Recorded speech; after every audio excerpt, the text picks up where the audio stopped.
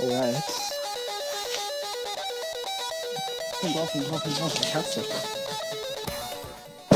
این هفته خبر تو خبر داره براتون از وضعیت دلنگون نظام در دوران پسا مذاکرات و حق مسلمی که بیال و دم شده و تو سایتشون اینجوری دستش میندازن.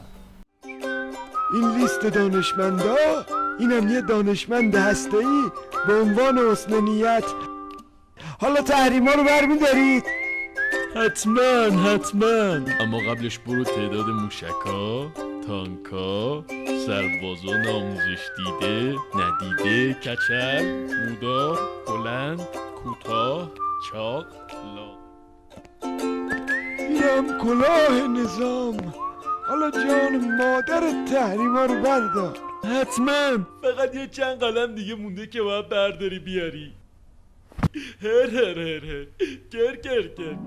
به این ترتیب از صنعت هسته‌ای فقط یه ماکت مضحک باقی میمونه.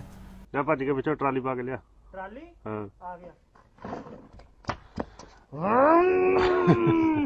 اولین نتیجه این اوضاع قمر در عقرب بالا گرفتن جنگ و دعواهای باندیه. یعنی حالا دیگه کار به جایی کشیده که شیخ فری به ریش کفنپوش‌های دلواپس هم میخنده. یک گروهی با یک کاری مخالف باشن، موافق باشن، باید راه قانونی رو ما در پیش بگیریم.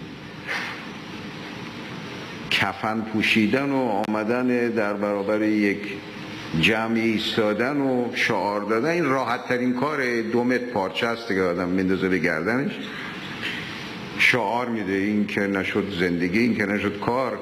اگه یادتون باشه مدتی پیش همین شیخ فری به صحنه اومد و زلف همه بدبختی نظام رو گره زد به ریش تحریم. یعنی حتی کمبود آب خوردن رو هم به تحریم ربط داد. تحریم ظالمانه باید از بین بره تا سرمایه بیاد، تا مسئله محیط زیست حل بشه، تا اشتغال جوانها حل بشه، تا صنعت جامعه حل بشه، تا آب خوردن مردم حل بشه، تا منابع آبی زیاد بشه. این حرفا یک گزک اساسی دست دلواپسا داد تا جای جاش همین قضیه رو واسه شیخ فری دست بگیرن و دوران پسا تحریم رو اینجوری مسخره کنن.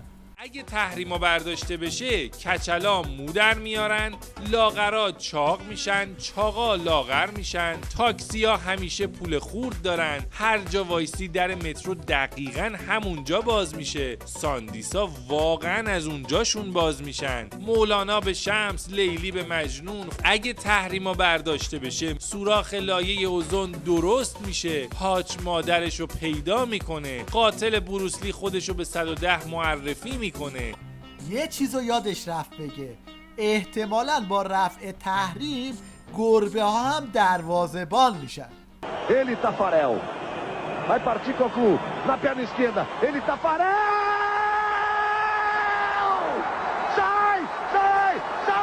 sai que é sua Brasil! Caiu certo Tafarel para fazer a defesa. این وسط یه شاخی هم مثل این حاجی شکمبه پیدا شده که مدعیه که نبود آب هیچ ربطی به تحریم و این حرفا نداره، مشکل جای دیگه است.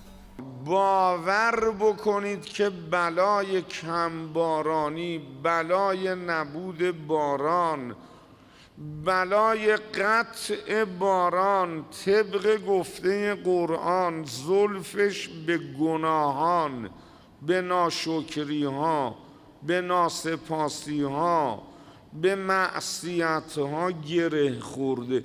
این گره رو باید باز کرد. عرق خورا، قماربازا، خانومای بی‌حجاب، مال مردم خورا، تشنگی این مملکت گردن شماست، تشنگی حیوانات گردن شماست، مردن چارپایان و گوسفندا از بی‌آبی تو بیابونا و بی‌علفی گردن شماست.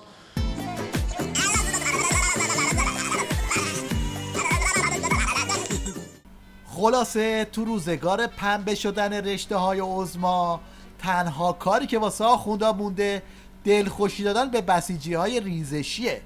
یه نمونهش روزه های این پاسدار عباسیه که میخواد کاروانهای تابوتی که این روزها تو شهرها میچرخه رو اینجوری ماسمالی کنه. اگر هیمنه و اقتدار قاسم سلیمانی و یارانش که هر روز داره تابوت جنازه هاشون میاد نباشه تو منطقه، کی به حرف تو صحنه جهانی گوش میکنه؟ هیمنه پاسدار سلیمانی تو عراقم یه چیزی تو مایه های شلنگ تخته های این طرفه.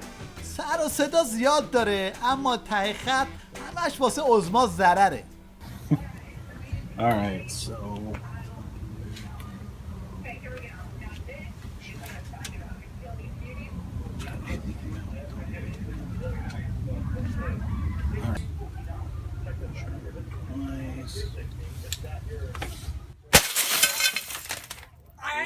That's exactly what I thought was gonna happen. Sweet! اینم یه سخنگوی از دور خارج که از وضعیت کنونی نظام نه دل خوشی واسش مونده و نه خبر خوشی. خبر خوب سیاسی خواهید داد؟ بنا به پیش بینیاتون؟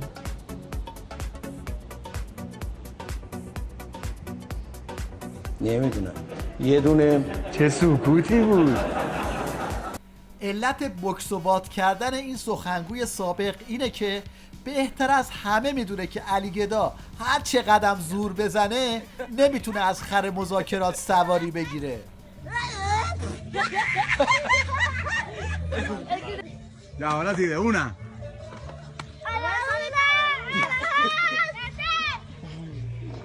Rápido.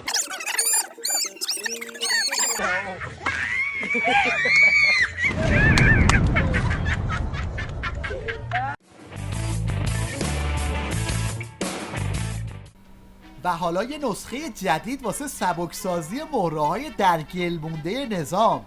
آبخوره بگیرید تا عقده‌هاتون وا بشه. امروز ما در روانشناسی تو بخش‌های به خصوص روانکاوی یکی از مکانیزم هایی که به درمان کمک می‌کنه تخلیه روانیه. کاتارسیس یا تخلیه روانی یعنی که ما کاری بکنیم مراجع ما هیجاناتش رو بروز بدیم. حتی گریه بکنه. این دستمال کاغذی هم بهش اشاره میکنم که بیا بردار، اگه میخوای گریه بکنه گریه بکن راحت، تا این تخلیه روانی انجام این عقده ها عقده گشایی بشه. این نسخه‌ایه که بلافاصله مم جواد ظریف تو پیچ و تاب مذاکرات اونم تو وین بهش عمل کرد. گرفتنش و بابا یشد دو رأسن خودش سرش رو بست با یه دستمالی. این آخوند تانگه هم هنوز تو فاز عنتری نژاد گیر کرده و میخواد با این بلوف‌های صدمن یغاز شیر ریزش بسیجی‌ها رو یک کم ببنده. آی عزیزان مذاکره کننده، آی مسئولین، از تحریم آمریکا نترسید. آمریکا چه غلطی میتونه بکنه؟ 37 سال ما تحریمیم، هیچ غلطی نتونسته بکنه. بیاید از تحریم خدا بترسیم. آی مردم از تحریم خدا بترسیم. آمریکا چه عددیه، اروپا چه عددیه. اینا اگر طبیب بودن سر خودشونو دوا میکردن. اینا خودشون بدبختا گیرن. تو عراق مثل چی گیر کردن، تو افغانستان گیر کردن. در یک حرکت انزوا شکن یه بسیجی صادراتی از شیلی آوردن تا بعد از کلی چریدن و بخور یه جمله از نظام سیدعلی تعریف کنه، اما ته خط طرف معلق زد.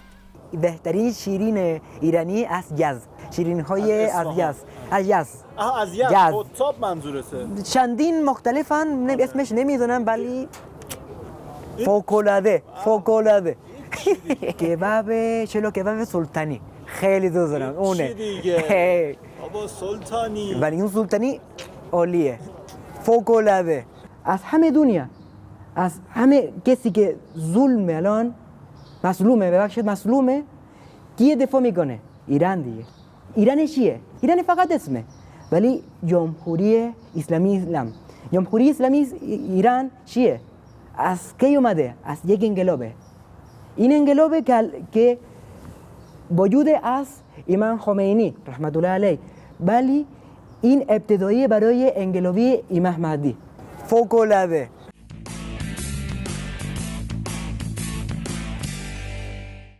اینم یه چشمه جدید از تیویریش یا همون سوتیریش. سوت اول از اتاق فرمان به گزارشگر، سوت دومم از گزارشگر به گزارشگر کشید و به تصویر خواهند کشید. با شما همراه میشیم. خانم یعقوبی عزیز سلام، طاعات و عبادات شما هم قبول.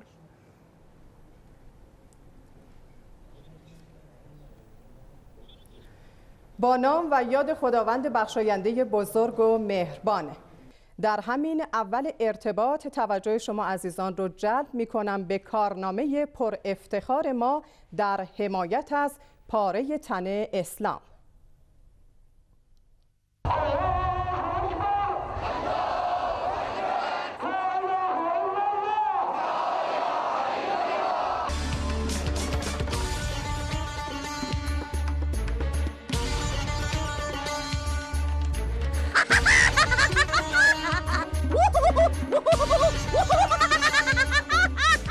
روز جهانی قدس، روز قداست و عظمت اسلام و مسلمین و اعلام انزجار از تیویریش تو دعوای باندی با جناح کوسه تمام قد طرف عظما رو گرفت. به خاطر همینم یه چنین بلایی سر میکروفونش اومد. اقتصادی سیاسی. در مورد دادگاه آقای هاشم باید بگم خطاکاران. شما بیاید. شما صحبتتون خطاکاران، ظالمان مورد حمایت قرار میگیرن.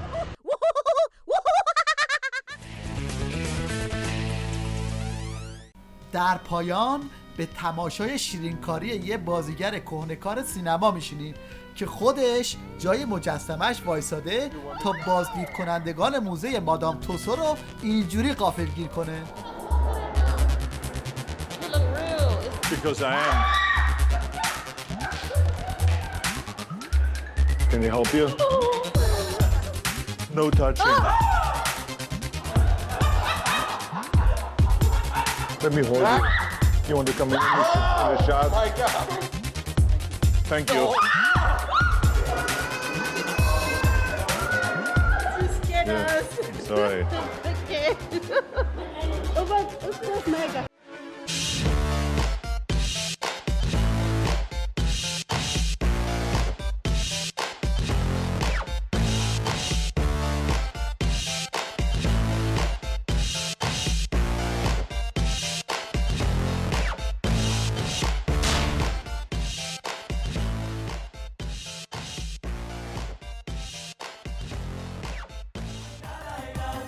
اگه حمله